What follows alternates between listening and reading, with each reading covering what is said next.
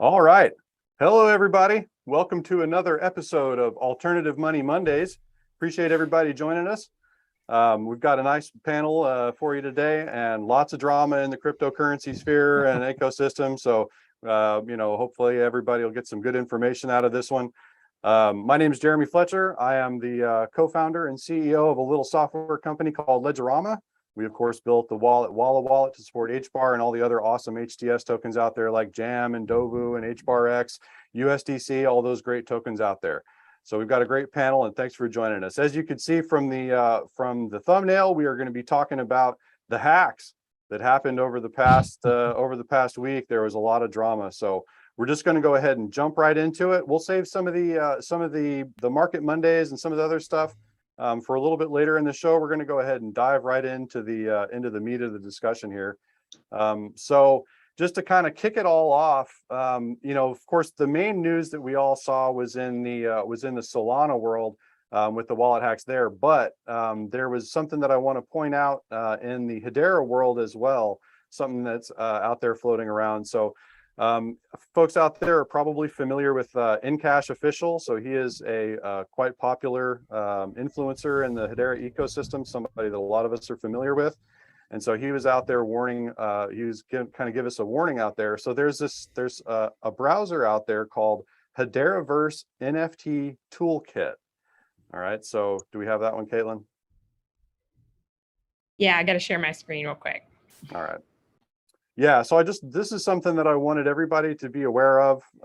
This isn't necessarily, so this is basically an exploit, right? So there's a Google browser extension out there in the wild called Hederaverse NFT Toolkit. All right, and so hey, it looks great, right? Want a mint? Want a mint? Yeah. What have I got? Bad breath? No, I don't want a mint on this thing. Because Hederaverse NFT Toolkit is asking you to do some bad stuff.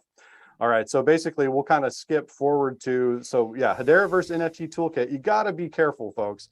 Got to watch out what you're using and what you're signing up for, because check this out. So this, again, shout out to Incash Official. This is from a demo that he gave. But as you can see, you're using the Hederaverse NFT Toolkit, and what is it asking you for right there? To manually enter your private keys. Don't do that, folks.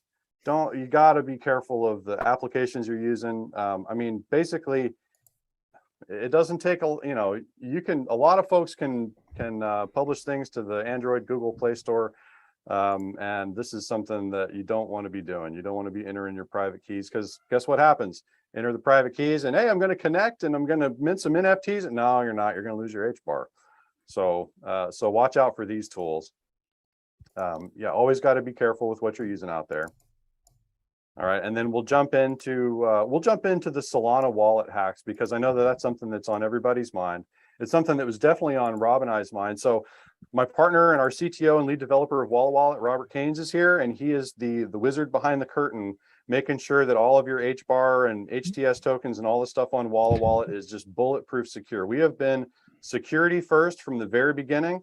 That's never going to change. That's just how we started. It's the foundation that we built upon. I'm going to be releasing an article here towards the end of the day that's got some awesome testimonials for some very higher ups in the Hedera ecosystem. So please look forward to that article that's going to be coming out in the near future. But at any rate, so Rob and I were concerned, because what if there was some kind of third-party library in our wallet that was utilizing, that was essentially some exploit may have been found? No, that's not the case, right? So Wallawallet's still bulletproof secure, but when things like this hit the news, of course, we've got to comb through and make absolutely sure, did we miss anything? Is there any possibility that we could be affected by such a thing as well? So fortunately, it doesn't look like that's something that is going to be affecting Wallawallet in any way, because they were able to find that the Solana hacks. So for those of you that may not have heard, there was an exploit last week, and thousands of Solana wallet users.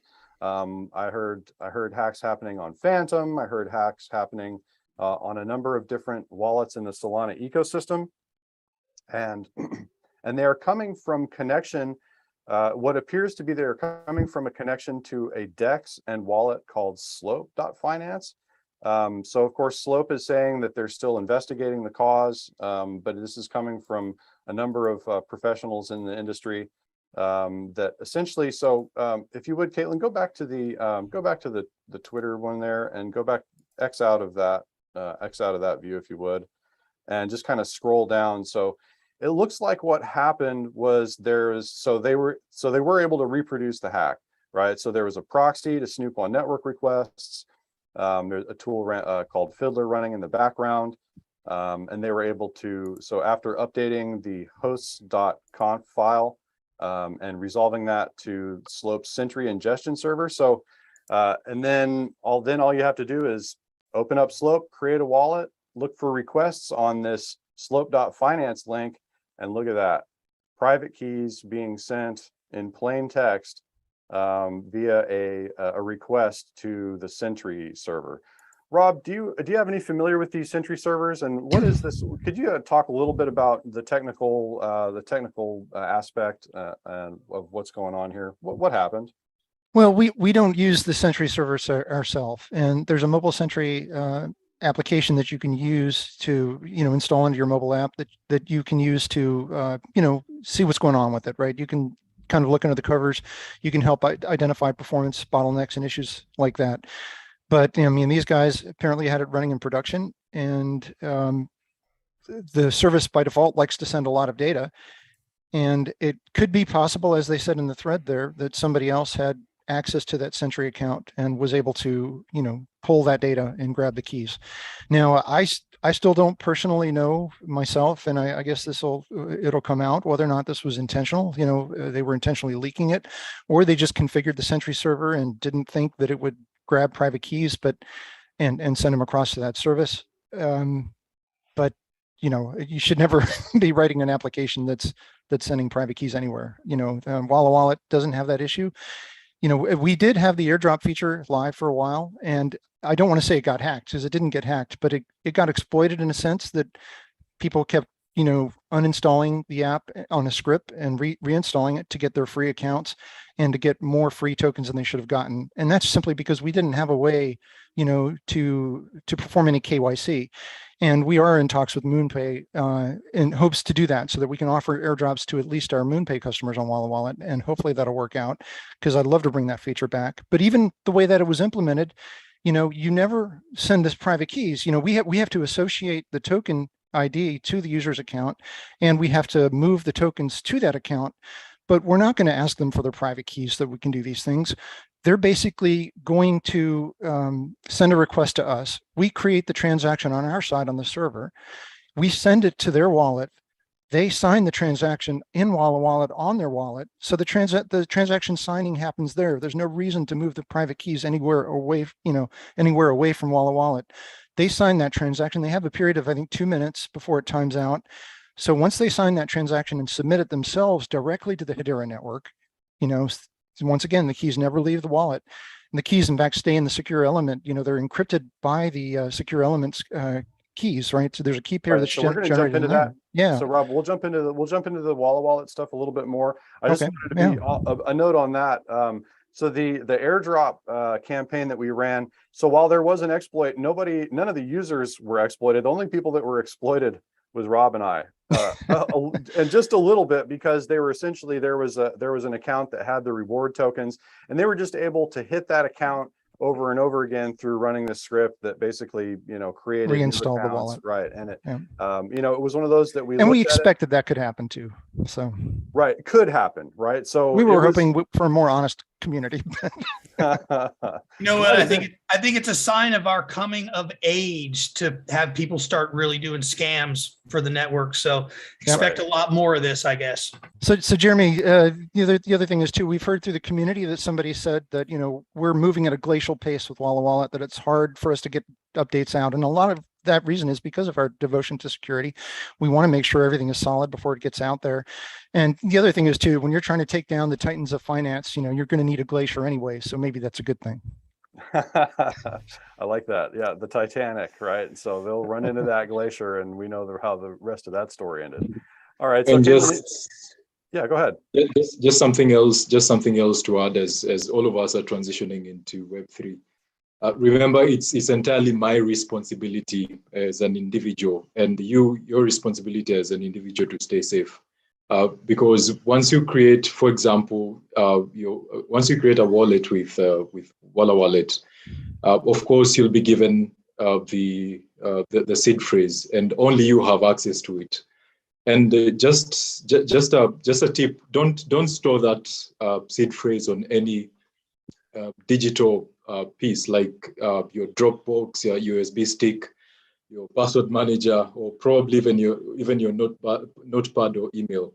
Just don't let it exist in any digital space. Just write it somewhere, preferably perhaps on a metal plate or anything, and just get creative. Just put it somewhere where only you can access, Right. and avoid all this. And each time you see any platform asking for your private keys or your seed phrases, then definitely that's a huge red flag. Right. Never fall into that. Right. Kaylee, could you jump over to the security tab? Yeah, and just a quick note on what Tim was saying there. Really one of the easiest exploits out there is that clipboard, right? So people copy their recovery phrases or private keys, right? And then what does that do? Well, it stores it to the clipboard. And then until you do something else, until you copy something else onto that clipboard, guess what's sitting on the clipboard? The information that you just copied is sitting there. So if you do happen to copy something, you got to make sure that you copy something else that doesn't need to be secure. I mean, ideally, just don't use the copy. If you're doing something that's, if you're trying to use an account that you want to keep well protected, I wouldn't use copy and paste at all. Save your keys and your recovery phrase in a different way. Silton from Zimbabwe is here today, and awesome to have you. So great to see you again.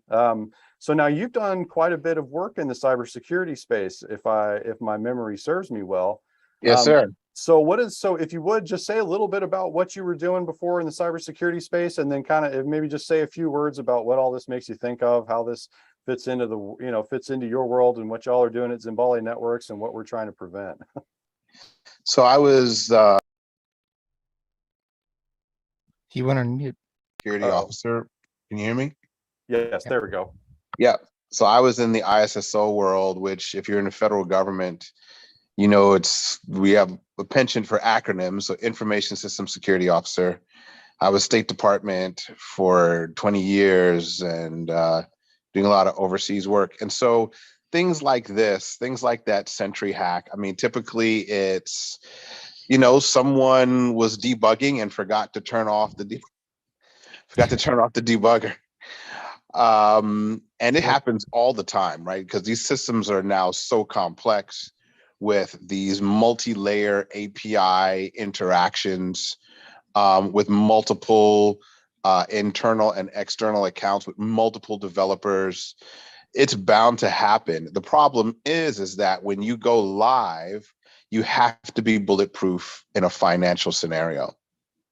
So the other part of my career, I was cyber risk examiner for the Federal Reserve for a short time, where it was one of my jobs to basically assess banking entities for their risk of exposure. And banking entities have a lot more money than Solana Network. And I think we did a pretty good job as a team. You never attack any of these things by yourself, no matter how good you are, because you just can't simply see and think of everything. But this Sentry hack is pretty low level. I mean, it's not even like a kitty script, kind of hack. It's just a listener on a port, and you have tens of thousands of ports that are operating, and people are sending unencrypted data. If they had a server-side certificate where the information was encrypted, with a machine level certificate, even if the Sentry system was on, you still wouldn't be able to sniff the data moving through that port, right? But I mean, clearly they just don't have cybersecurity people, and they have not gone through a cybersecurity audit. So it's good to know that you and Rob in the Wallawallet implementation think about that first when you're thinking about your customers and the network that we're all trying to boost through Hedera. Right, Caitlin, you could jump over to that to the W Labs tab, how secure. So this was specific to the Android key store, but similar principles apply to iOS as well. So when we were, and as I'll mention in the article, as I mentioned in the article that I'm writing, I mean, of course, Rob and I had long, heated discussions about usability versus security. But in the end, Rob's fastidious nature and his keen awareness of the potential problems that can happen, right? So me as a non-developer, I'm really not aware, going into it, what could possibly happen, but Rob is, right? Rob's a veteran in the space, and so he knew what to look for. Go ahead, Rob. I didn't win every argument, though. I fought to keep I fought to keep the private keys even from being displayed on the wallet, right? And we did have an option at one time where you could turn that off, and you could decide never even show me my recovery phrase again, right? Or a private key. That honestly, I would like to have won that argument. Right. Well, it's one of those, again, yeah, it's a tough debate, right? So when you're looking at usability versus security, I mean, really at the end of the day, the most secure thing to do would just be to never use cryptocurrency and, buy gold bullion and bury it in a metal safe in the backyard or something. I mean, but at some point you've got to be able to use the stuff. So Silton, how about with Zimbali Network? What kind of approaches are you taking? What things are on your mind in that, particularly in that discussion, usability versus security? Well, so, if you don't have security, then you have an unusable wallet. When you're talking about people's either, prior or existing finances and their future expectations for delivering funds, you are basically stealing from people's future if you don't secure their wallet infrastructure for them. It's one thing, and I appreciate Tim, and Tim, I love you. It's one thing to say, everyone's responsible for their own security, but there are also people who are expert at security. And if you can make security usable, then that's the very first business function that you should do for people. For us on the Zimbali side, we take security very seriously. We are looking at post-quantum encryption for all of our wallet and asset store areas, right? So post-quantum on the devices as well as on the information stores, right? Like there are no chances being taken. Right. But I will say, as a non-obvious plug for Wallawallet, we are interested in working with you guys there because of your particular stance on security and usability and putting the customer first, on looking at ways that we can collaborate to ensure that we have as many members of the Hedera, ecosystem working together on a similar encryption path, on a similar usability path, and on a similar viability path for anyone who wants to come into the Hedera ecosystem. So we look forward to that day when we can unify a lot of these processes and build a bulletproof infrastructure for Hedera so people will trust us. And then that becomes the glacier that, I guess a glacier is really big. Usually it's an iceberg that takes down the Titanic, but hell, if we can make it a glacier, we can we'll win too. Caitlin, you can kill the screen share. We'll just go ahead and we're going to go into just kind of general chat. So I'm going to keep picking on you for a minute, Silton. So you brought up the post-quantum security. So for folks out there in the YouTube land that might not be familiar with post-quantum, what that means, why people are concerned, we have talked about it a little bit in the past, and I know that's pretty heady, techie stuff. You don't have to go too deep into it, but essentially, what does that mean? What is the quantum issue, and what does post-quantum look like for us? Just the kind of high, the 50,000 foot view. He's muted again. Yeah. Oh, either that. Yeah, there we go. Just for you guys today, I have a special treat. Someone I've been wanting to introduce to your team. I believe we have Sriram Nagaraj, Dr. Nagaraj. Sriram worked with me at the Federal Reserve, where he was one of their lead data science and AI and ML specialty individuals, working on credit and security issues for the bank at large. So not just the Federal Reserve Bank of Atlanta, but the Federal Reserve System. Let me give him an opportunity to talk with you and your audience about post-quantum implications. Sriram? That would be Hey. fantastic. And welcome, Sriram. Thanks for joining us. Great to have you. Yeah, thanks for having me. Awesome panel today. Yeah, so Sultan has told me a lot about what you all do, so I'm very happy to be here. So this is like a multi-dimensional problem. So let me just sort of make a few remarks. I had a meeting not too long ago with some researchers who are working, on quantum-resistant encryption methods.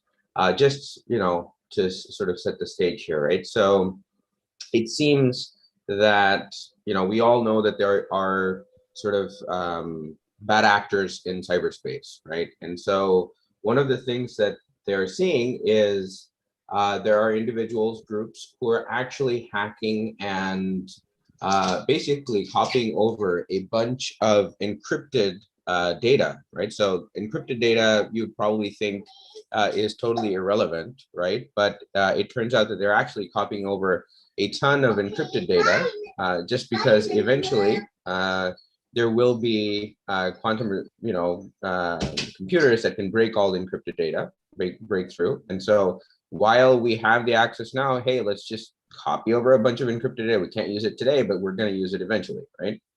And so this is already happening, right? So it's only a matter of time before we are at the sort of event horizon, if you would, right? And you're just staring into this abyss of, oh my God, who knows what amount of data is actually out there, right? And so so it's very important that we as a community, we're building all of these applications, right? And so in the DeFi space is just one example, are aware of this reality. And we take steps now as we are designing our apps and wallets and all these kind of stuff to at least be aware that this is a reality, eventual reality, and take whatever steps possible to mitigate against that's going to happen in the future. And so that's sort of the stance that we are taking here at Zimbali.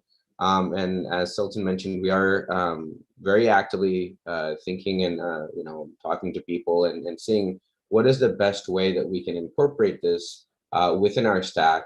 And so again, I don't want to go into too much of the details, but it is sort of a technical investment that I think everyone has to make.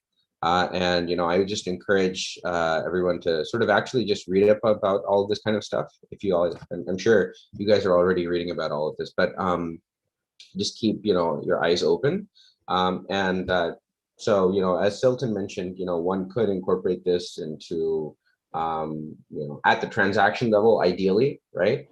If not, at least at sort of the treasury or vault level, if we're talking about DAOs. So DAOs are a totally different beast, right? And you actually need elevated security standards for DAOs just because of the impact that they would have, right? And so right. And then you have now governments around the world actively thinking about sort of a crypto currency, like the actual reserve currency, right? And I'll just throw an example just because I happen to be following this. So India in 2023 is poised to basically, if not completely embrace, at least partially embrace a crypto rupee.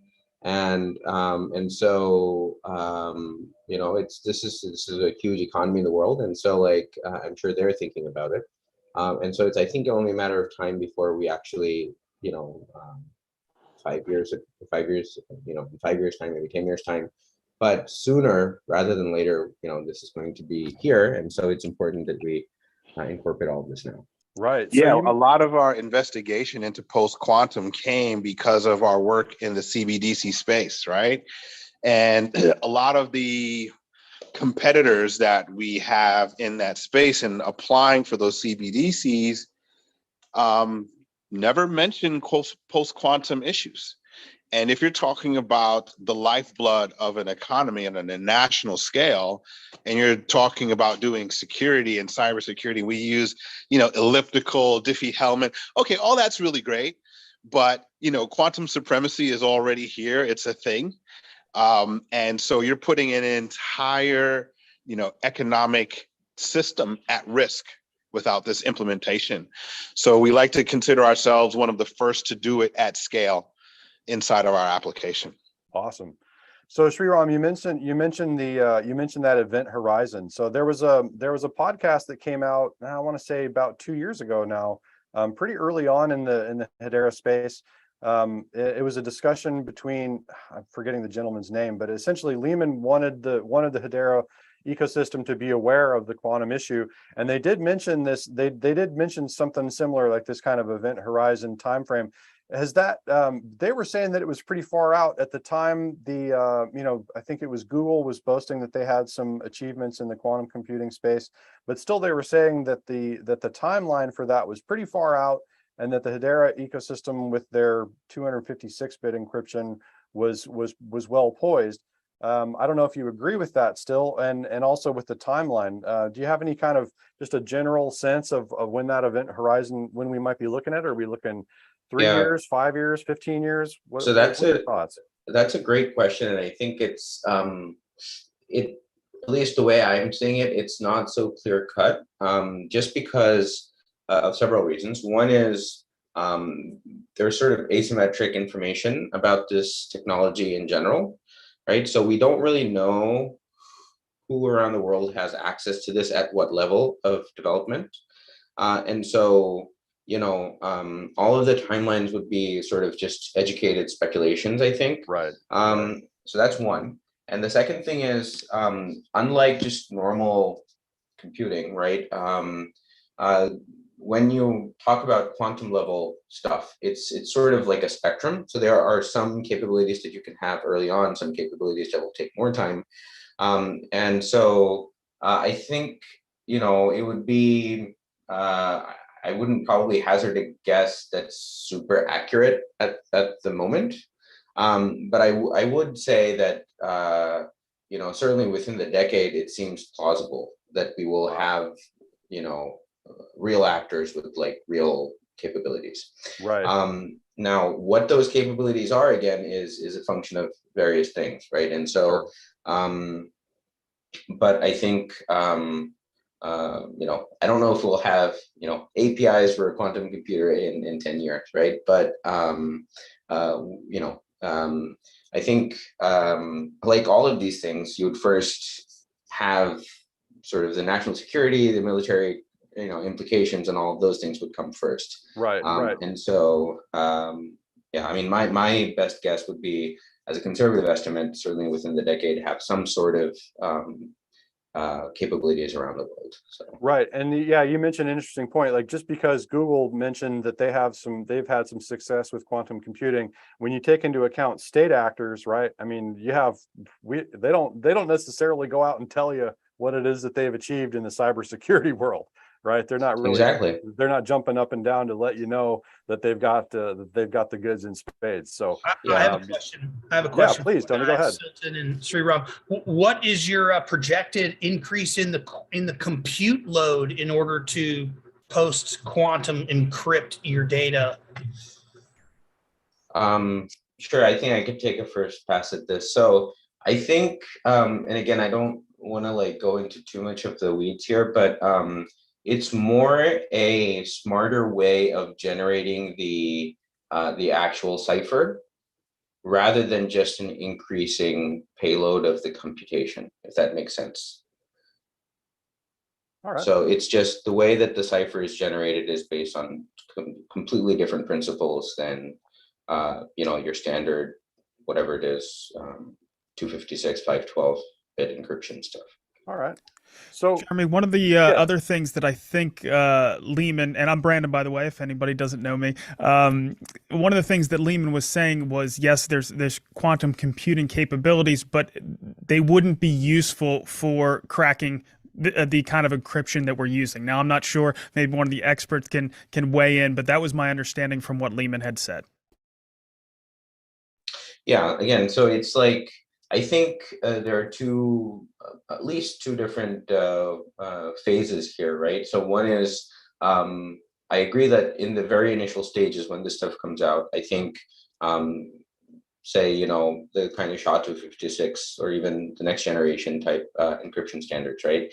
I'm not sure if they would, again, they meaning the bad actors, would first go ahead and look into those possibilities. I think they would probably want to start first with, the most vulnerable of the people or users or communities in the cyber ecosystem, right? So they were talking about, credit cards, the usual suspects, right? And so I think by the time it gets to the crypto world, I hope we as a community have evolved our methodologies fast enough, forward enough to escape that when the capabilities become a reality. But again, I think, that's just my point of view.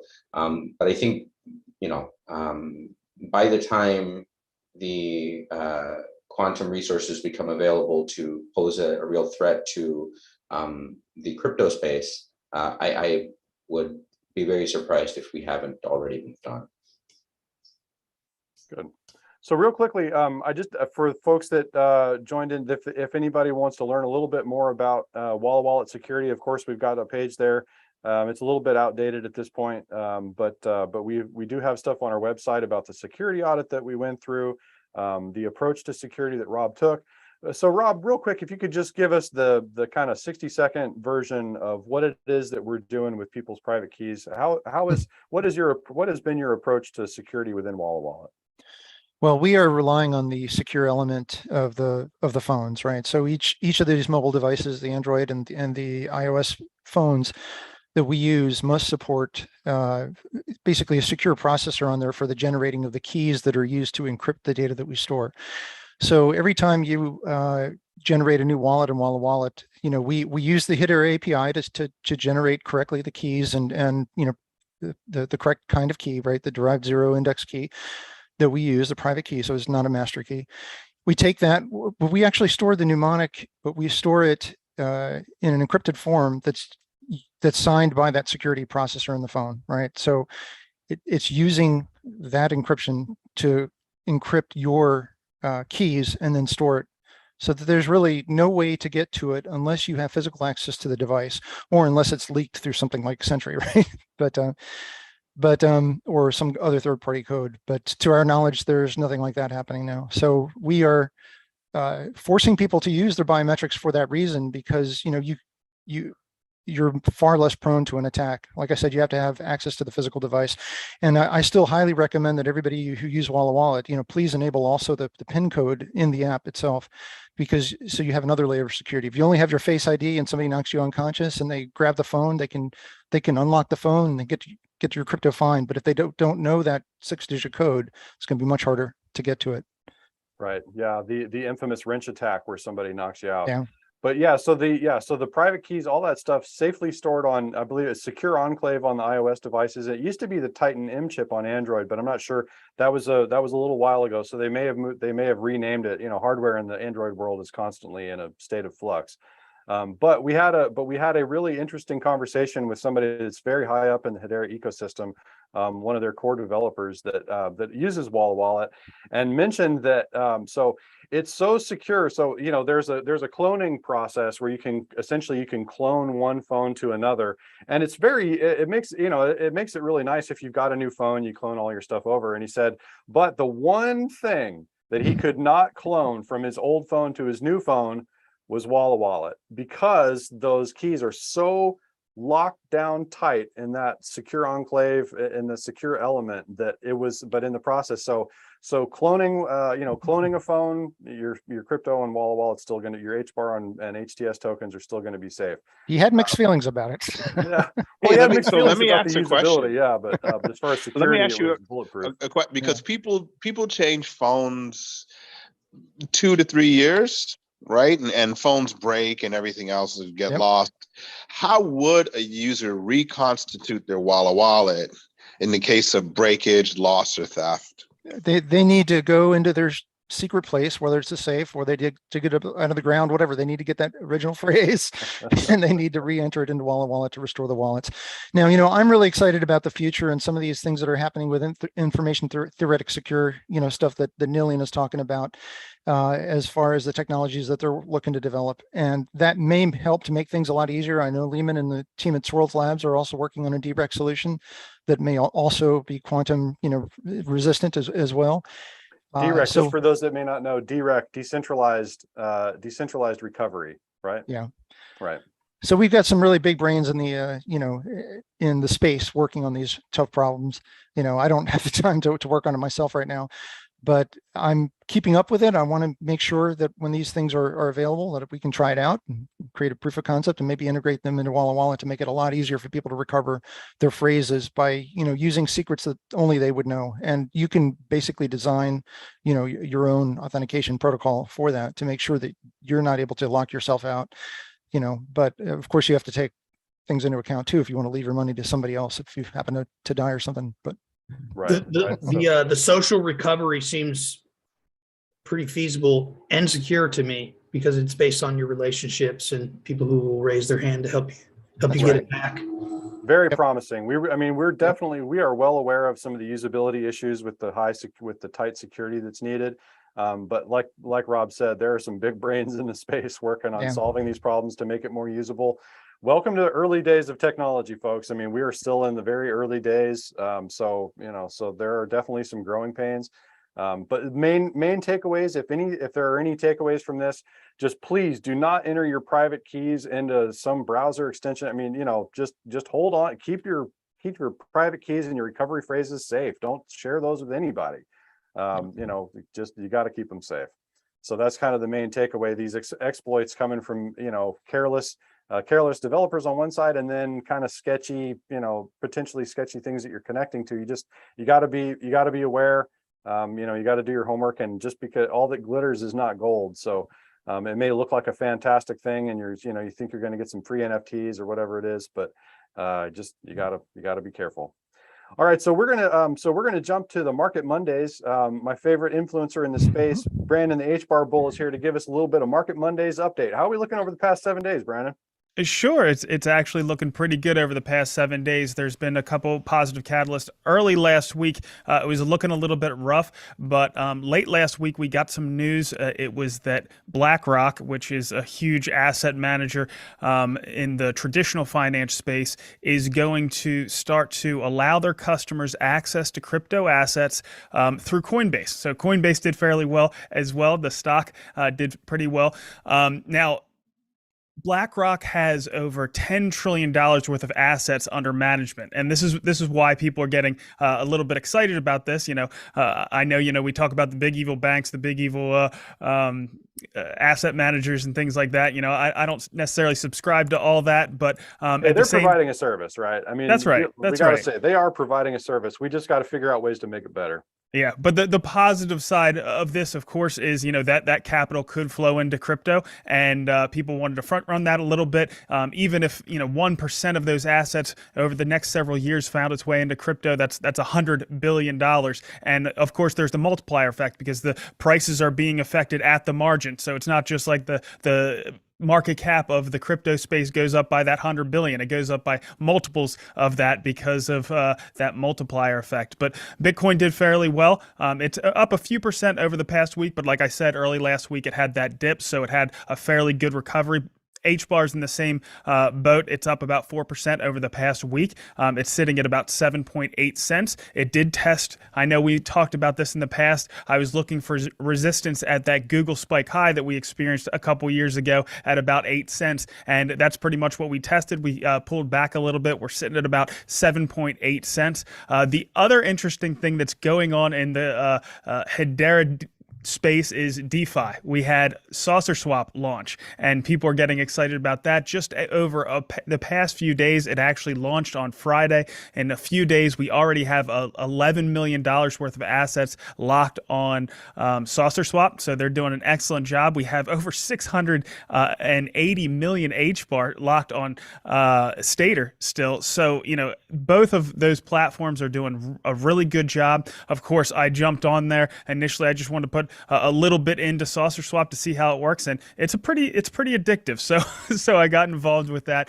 But I mean, the user interface was easy, seamless, as long as you had a few things set up beforehand. But yeah, it's a lot of fun, and I know we're going to have more DEXs come online, decentralized exchanges. We have HBAR Suite, we have HeliSwap that's going to be coming, and I know there's a few that are working still in stealth mode that are going to be coming online as well. So that aspect of the HBAR economy is really coming alive. It's just one very small sliver of what Hedera is capable of doing, but they're really good at it. We talk about efficiency all the time when we talk about Hedera, and it's not just about environmental efficiency, but that's where our minds usually go right off the bat. It's also about dollars and cents. That efficiency allows, really cheap fees, and that allows us to make things just more efficient across the board in the financial space. And this DeFi revolution that's going on in Hedera right now, they call it the Hedera heat wave of 2022.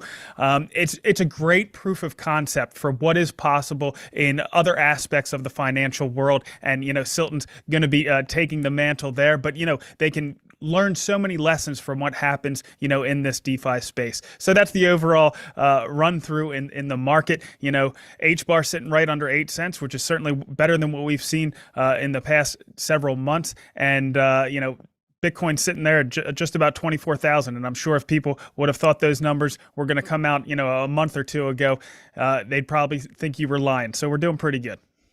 Do you get the sense that it's kind of like a kettle boiling, right? Like the pressure's building up, talking about that Hedera heat wave. It feels like things are starting to pop and bubble here in the ecosystem. So keep your eyes peeled. Yeah, for sure. No, there's no question about that. You see people from other networks, from other ecosystems coming over and seeing what's possible with Hedera. DeFi on Ethereum, and there's nothing wrong with Ethereum. We love what they did, that what they proved was possible. But when you're used to doing every swap and it's costing, $30, $40, $50, and you come over here and it's costing, 10 or 15 cents, it's a huge difference. Right. Yep. Big difference. Awesome. So thank you for those updates, Brandon. I really appreciate it, as always. All right. So we're going to go ahead and wrap it up. We're getting to close to the top of the hour, and I know some folks have got some time constraints, so I want to be conscious of those. Caitlin, were there any questions that came in from the YouTube audience that we need to address? I'm pulling it back up, but there weren't as of like 2 minutes ago. Okay. All right. So in that case, if anything pops up, just let us know. But I'll go ahead and move to my very favorite part of the show, where we announce the 10,000 jam token winner for the week. So mental drum rolls. You don't have to give me the physical drum roll, but imagine the drum roll happening. And MIA_H Barbarian. So our Twitter winner for this week is at MIA_H Barbarian. We'll be reaching out to you here in the very near, sometime before the end of the day, to talk about how we can get those awesome jam tokens to you. I love doing this because, for one thing, Tune.fm, the folks over at Andrew Antar, shout out to Andrew and the folks over at Tune.fm. I mean, they have just been pioneers in the Hedera space. Anybody that's a Hedera OG knows that Tune.fm has been carving a path really since the very beginning. They are doing awesome stuff. So excited to be able to get those awesome jam tokens into people's hands, so they can, one, have some cool jam tokens if they want to use the Tune.fm space, but also just to kind of get a feel for how fast and how efficient it is and how effective it is to use these HTS tokens. I mean, they're just so lightning fast. I mean, I saw a Twitter comment that, basically he was timing the transaction speeds. I mean, basically these transactions are final, and the post that he had, there's less than a second. I mean, so we're sometime less than a second, 2-3 seconds. I mean, it's so lightning fast. So jump right in there. Don't forget to follow us on Twitter, and and check out the ways to enter and win some of those jam tokens. And if you like the content that you're getting here every Monday on Alternative Money Mondays, please give us a like, smash that subscribe button, and leave a comment. Those comments are super crucial to us. They help us, get an idea of what it is that people out there want to know, what you want to hear. So keep it coming, folks. Big shout out to Creative Coast, Caitlin Lance and Jen Bonet over at Creative Coast, where we create, code, and collide here in the low country of Savannah, Georgia, and the surrounding areas. So super excited to support Creative Coast. As always, they've been helping Ledgerama since the very beginning. Silton and Sriram with Zimbali Networks. Thank you as always for joining us. Such a pleasure to have you back. My man Tim Mungai over in Kenya, helping us out as he always does with much love coming from Kenya. Brandon the H-Bar Bull, always a pleasure. Tony, and we had a guest here that I didn't get to speak with, Jordan, but Jordan, we'll catch you on the panel next time. Join us again, and we're happy to. Hey, Jordan. Oh, looks like another Zimbali Networks. So Zimbali out there in force. Well, hopefully you'll come back next week, and and you guys are always welcome. I love this panel. I love getting people on here. Jump in, ask questions. So Jordan, hopefully you'll join us again one of these times, in the very near future, and we'll find out what's going on in your part of the world. All right, so that's it for another Alternative Money Monday. Alternative Money Mondays every Monday, 12 noon Eastern. Come and join us again next week. Don't forget to hit that like and subscribe button, y'all. All right, have a great week. Talk to you next time.